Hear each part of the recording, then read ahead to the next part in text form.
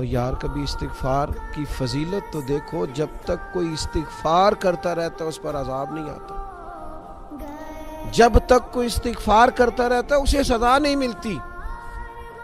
مجھے کہہ لینے دیجئے، جب تک کوئی استغفار کرتا رہتا ہے اس کے پردے نہیں کھلتے، جب تک کوئی استغفار کرتا رہتا ہے اسے اس کے جرموں پر سزا نہیں ہوتی۔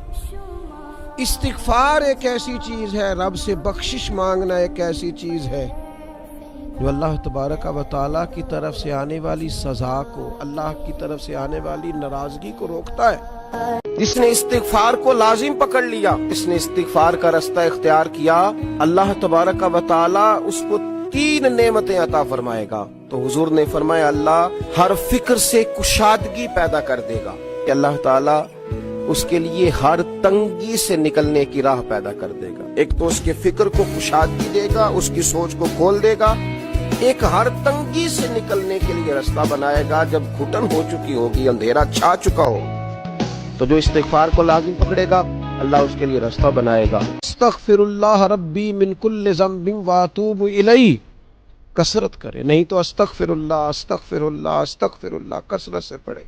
کسی بھی صورت میں اپنے مالک کے حضور استغفار کرتا رہے، کرم ہوتا رہے گا، رحمت ہوتی رہے گی، بخشش ملتی رہے گی، اللہ درگزر فرمائے گی۔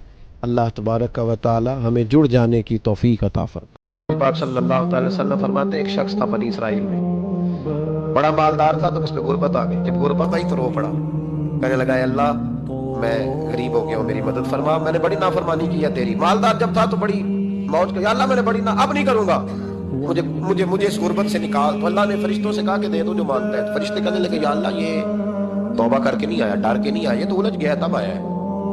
یہ تجھ سے ڈر کے ہوتا ہے نا ایسے کہ لوگ اللہ سے نہیں ڈرتے جتنا غربتوں سے بعد اللہ ڈرتے۔ یا اللہ یہ تو وہ الجھ گیا تب آیا۔ تو اللہ نے فرمایا پتہ مجھے بھی ہے، لیکن آ تو گیا ہے، چلو دے دو۔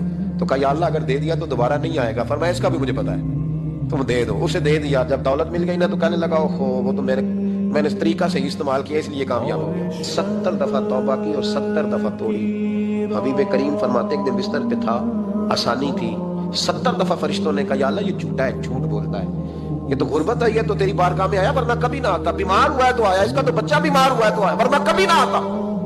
70 دفعہ توبہ توڑی۔ ایک دن رات کو بستر پہ لیٹا تھا، دولتیں بھی تھی، آسانیاں بھی تھی، دل میں خیال آیا میں کتنا جھوٹا ہوں، جب الجھ جاتا ہوں تو اس کے دروازے پہ جاتا ہوں اور وہ کتنا قریب ہے، مجھے خالی نہیں لوٹاتا۔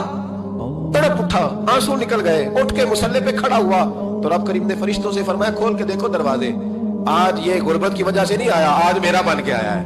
تو یا اللہ پہلے تو دولت دیتا تھا، آج کیا دے گا؟ تو محبوب فرماتے اللہ فرماتے اب میں اسے بغیر حساب کتاب جنت عطا کروں گا۔